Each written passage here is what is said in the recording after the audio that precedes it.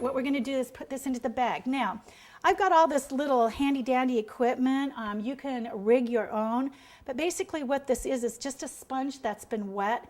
And when you're working with the royal icing, the tips have a tendency to plug up. So if you keep a sponge or you wet a paper towel and put them in between, it will keep them from plugging.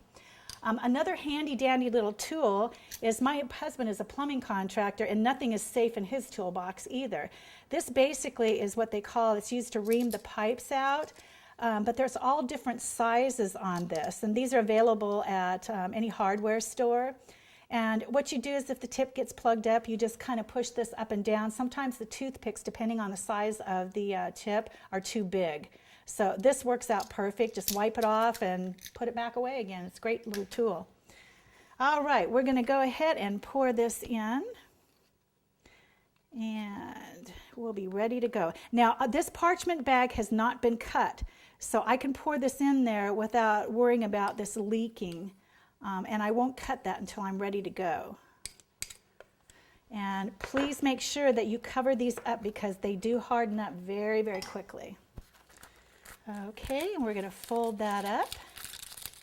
And I like these parchment papers. If you've never used them before, play with them. This is a good project to play with them. They're wonderful because once you're done with them, you just throw them out and they're done. You don't have any mess and bags to clean up.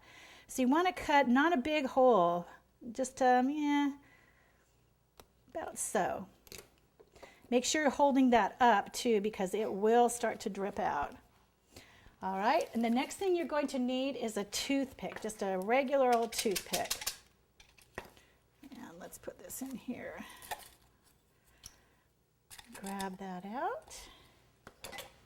Okay. Now, you're always going to start from the outside working in. So what I'm going to do is, see how I'm just moving that very slowly. And you can always go back. And you want that you fluffed up just a little bit. And then you're going to work your way into the middle. Okay, now you don't have a large window. What you're going to do is, to get this evened out, you're going to work in circles with that toothpick. Very important, in circles. And you don't have much of a window. Like I said, if there's bubbles, go ahead and pop those. Okay? Now, the next piece of equipment I'm going to show you, these do take about 24 hours to dry.